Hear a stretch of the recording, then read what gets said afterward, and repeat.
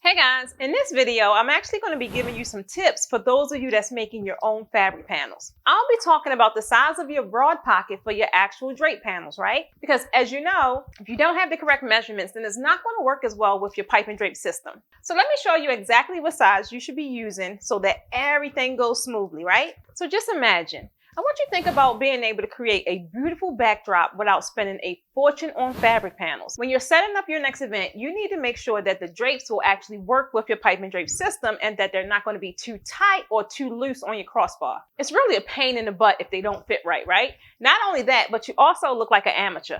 In fact, it can really be just downright embarrassing when this happens at a big event for anyone to see you actually struggling with your draping panels because they're just too tight. That's why we created the Posh Academy.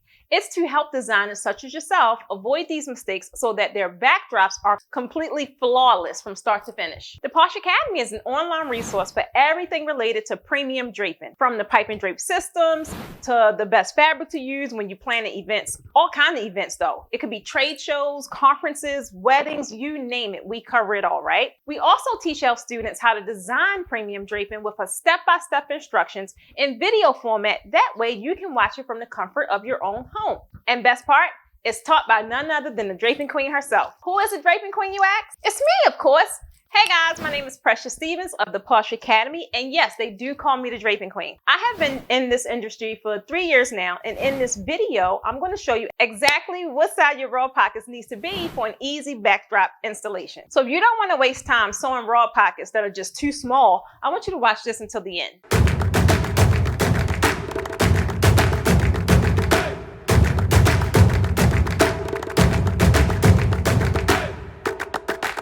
So I want to share a story. One time, I was actually just sewing away, right? I had my draping panels all in my lap, and then I looked down at the raw pocket to see if it needs any kind of adjustments, right?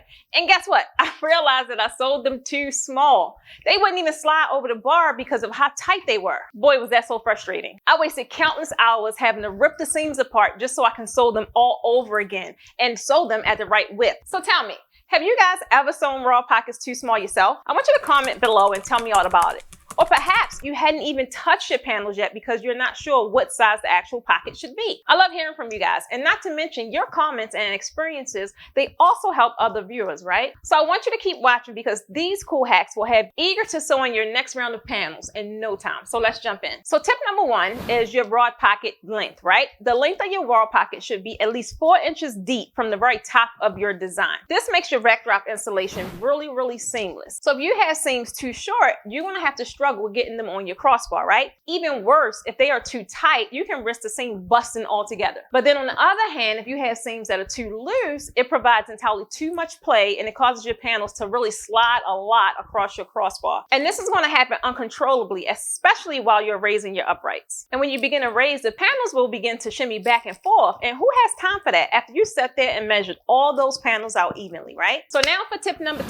Tip number 2 is simply to tuck or not tuck, right? Now this is actually a personal preference. However, you never find draping panels in a retail store or any kind of professional place or professionally hung with an untucked seam. This is actually a really lazy way of doing things when I have tons of fabric to sew. I'm not gonna lie, I've done it myself. However, I recommend you to always tuck your seams for a nice polished professional look. You can do it by pinning your tuck seam in place or ironing it to create a permanent fold to quickly run your panel through your machine, right? So have you found these 2 tips helpful at all? I want you to drop me one in the comments, but don't go just yet because there's more. So on the next tip, this is actually one of my favorite hacks and I'm going to share it with you. So in tip number 3, I'm going to share with you how to easily measure when you're creating your broad pockets, right? You can measure several ways. You can do it by either using a ruler, you could use measuring tape, or any random object that's close to 4 inches long. However, I really like to do things simple, so I just simply use my hand.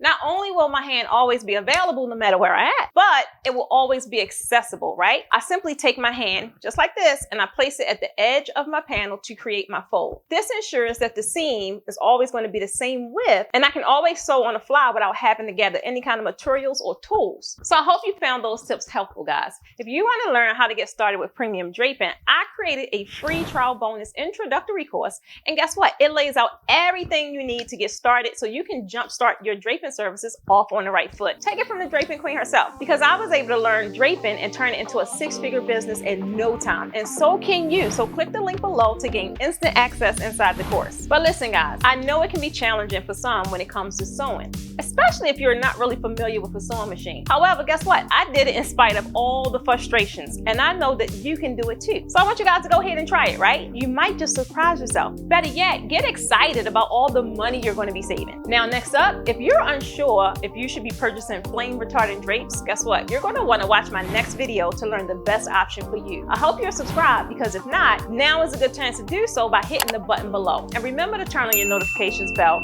so that you know the next time I actually upload a video. Until next time, see you guys on the inside.